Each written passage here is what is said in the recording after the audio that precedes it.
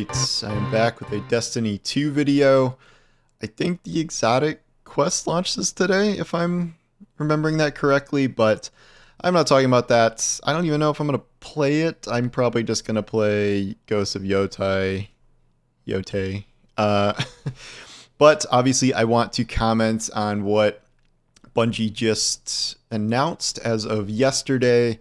Big changes coming to Renegades, or I guess rather the lack of big changes based on, let's say, fan feedback, to say the least, where, all right, well, I'll just read it. So this is from the Destiny 2 team account.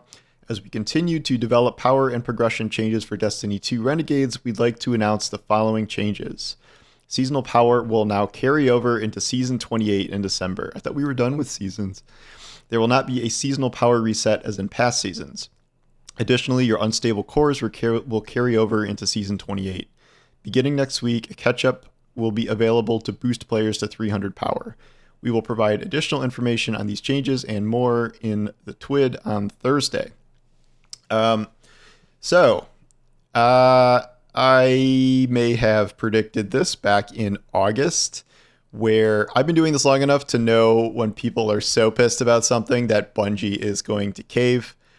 After this absurd grind from 200 to now 550, knocking it back down to 200 was just not going to be tenable or able to be stomached by the community. Maybe if the grind was like not as horrible as it's been, that could have happened, but even then it just seems like, you know, you're Sisyphus rolling the rock up the hill and then it just comes all the way back down. Before, when it's like you lose the seasonal artifacts power gain, it was like, okay, whatever. Like that was just sort of a passive grind and it wasn't like the end of the world. But they made power so important with these, you know, tiers of different activities and the tiers of loot that they're like, okay, we get that we can't do this and everyone will be super mad. In terms of unstable cores, what a weird system. It either got to the point where if you're like playing a lot and grinding a lot and getting a lot of tier 4, tier 5 loot that you're dismantling, which will be, you know, a good amount at some point, you have more unstable cores than you know what to do with and you don't need that many. But if you're not grinding that hard and you're trying to level up a lot of different things, you will be running out of them pretty quickly because they cost thousands to get gear to that level or whatever level you're currently at. So it's either like you have too many or you don't have enough. And it's like, why? I don't really understand why this system exists in the first place. And it still exists, but you can at least not start from zero. I guess we'll kind of be in the same situation, but at least you'll have the people that do have some will continue to have some. I'm still looking for justification for why this system exists at all, which I have not been able to find. It just seems like a way to further the grind where you have to, you know, stack up a bunch of a currency again and you want to get to the higher levels to get more of that currency, but it sucks. So at least they're rolling that part of it back. There was like a tweet that went viral in the past week or so that was like literally about unstable cores resetting, and I like tweeted it and said I forgot about it. I wonder if the initial tweet there got some attention and that's why this came up a few days later and they're like, does this really matter if we reset this? Like, let's just do it. And then this catch-up thing I didn't really think about, but it's people who have just not really engaged with the grind very much, or they got to like 200 something and they saw people like busting their ass to get to like 450 initially and they're like, well, this sucks, I'm not even going to bother. Or the fact that they're not going to bother because they know they're just going to get reset to 200. So you're getting boosted to 300. I think that's automatic tier 3s. So if the system remains in place, everyone's just going to get tier 3s and above.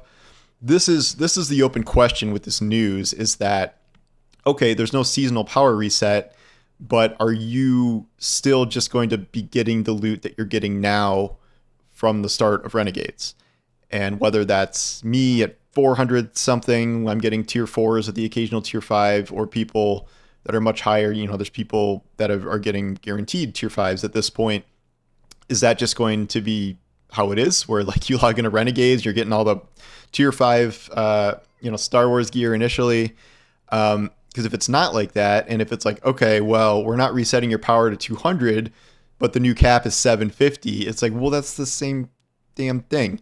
Like, they said they're going to explain more in the TWID, so hopefully that'll be addressed. But the problem is just with the whole system, and it wasn't designed to do what they're doing now. Like, the goal here was to get people to grind, get all the tiers, and then it resets, and they grind again and get all the tiers. But the grind has been so awful that no one wants to do that. And it's just not a good concept for a grind, period. It just doesn't really appeal to people, making the point of the game now, the power grind, something that often had been all but eliminated in past content because people were sick of even like a 10 power, pinnacle increase. People were like, ugh. But now it's 250 levels over the course of 6 months with the portal system. It's not even like you're doing, generally speaking, like normal activities or the full breadth of the game to get there. It's like you're doing 95% the portal and like maybe a raid, or I guess now the exotic mission or something. Or initially the raid didn't even give out this stuff.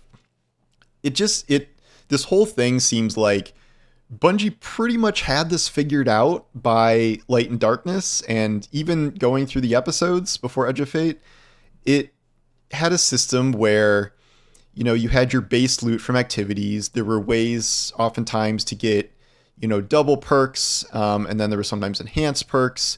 There was still crafting, even though they lessened crafting, it still existed. And then for certain activities, for hard mode stuff or Nightfalls, there were adept weapons, and that was like sort of the super version, and like that was kind of it.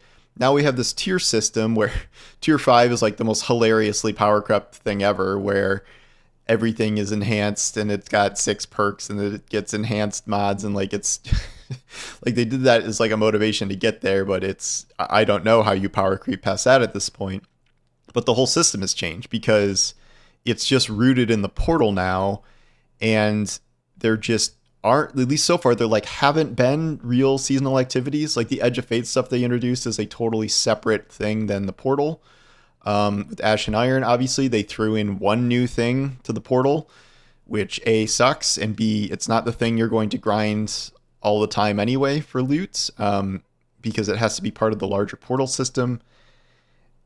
Like, they fucked it all up. I don't know what else to say. And I know that they had to reduce the amount of content they put out because of they have less people, they have less resources, but this thing they came up with is not engaging, and it feels like all the changes they're making or the changes they're proposing are just fixes for a bad system that is probably going to remain bad. At least if there's no more like super power grinds, that would be ideal. Like, I guess the motivation now is to be like, well, if your power is going to stay, then you can grind right now for 2 months and at least not have to worry about it resetting. I don't have any motivation to go back and grind now, to the point where like I can't remember it being like this. I stopped after 1 day of Ash and Iron and I have not gone back. I might do the exotic mission at some point. I want the axe thing, but there's too many other worthwhile games to play, at least during this time where I'm not making time for Destiny during my increasingly limited gaming time. And that is not specific to me, as player counts, as noted, are the lowest they've ever been, which is no great shock, but it's still kind of dispiriting to see if it's not like expected. I think all these changes are good. It's certainly better than not making the changes. DMG said that something else is happening. What did DMG say? Okay. Today, team announced there will be no power unstable core reset with Renegades. Tomorrow, team brings you the new exotic axe mission. Oh, it is today. Next week, team delivers a big step in addressing rewards power in the portal. Team is also jamming on roadmap, locking in dates and exacts. Hope to have it out soon. I'm now starting to believe that, I said like you can think or you can see things that are so controversial that Bungie's going to cave on them. I don't know how much longer they can do the portal. I think everybody hates the portal so much. I mean, with few exceptions. that they might be forced to like rip it out of the game and just do anything else besides that. Uh, I don't know exactly what that is, whether that's, I think you can do some things pretty easily, like bring back Nightfalls. How hard is that? Like people miss their GM Nightfalls. And, sandwich this power grind to be smaller. If you introduce a new activity, then have people grind that specific activity for specific loot and not have to worry about, score metric A plus hitting and +1, +2 increment. Like if you can just grind an activity and the activity is good, even if it's less stuff and like less story stuff than in the past, that would be fine. Like if Ash and Iron introduced a like legitimately good activity, which this is not, and all the new loot, and I didn't have to, think about, oh, these GM modifiers and I got to get the score, and if I could just grind it and get the new shit, then I would be much more likely to play that. And then you still have aspirational content like GMs and raids and whatever, like hard mode versions of the activity and stuff like that. I think you can go back to the old system to a certain extent, even if it's less stuff than it was otherwise. Like we can't, it seems pretty clear that they can't get back to the old seasonal model, even the episodic model. It's just, they're not being given the amount of stuff they need for that. Or, I think this involves a change of direction from, we always blame leadership, blah, blah, blah. In this case, I don't know. It seems like you can blame leadership, and everyone has noted that Tyson Green is missing in action. I get if you're not like the Mr. Public facing guy like Joe Blackburn, but to just, lock yourself away like the Wizard of Oz, pulling strings and not addressing the community at all, and putting everything on poor DMG, that's not a good way forward either. I do think the portal is probably doomed. I don't know. I think they plan for really long-term use of the portal, but maybe a year? I don't think they can eliminate the portal by the end of the Renegades season. Certainly not at the beginning of it. Maybe they can, but it would be very awkward. And what I'm proposing is some of it sounds easy, but then some of it would be difficult. And I still think that is probably a better path forward than the portal. I mean, maybe the portal could still exist as like a touch point of like doing specific content, but I think the systems within the portal, this choose your modifiers, the score, you're going up from 250 power levels, I think all of that can be cut like almost exclusively, and like maybe they keep weapon tiers and stuff like that, but they fix the grind, make it more rewarding, make it so you don't have to level up 150 times to get tier 5s, and I think there are ways to do this, either eliminating the portal or sidelining the portal. This is a whole separate video, so I'm kind of losing track here, but at least for now, they are backtracking on the most annoying resets that were going to happen during Renegades, but that raises a lot of other questions about how the game is going to function from here in terms of loot acquisition and, power stuff. And like they clearly have more to say, but it's a little confusing. It's good that it's happening. It's better than it not happening, but certainly there are a lot of questions both about what's happening in Renegades and kind of what's happening about the overall future of the game. So let me know what you think about the changes and the larger state of the game and Portal and everything. Yeah, so thanks for watching, and I'll talk to you soon. Take care.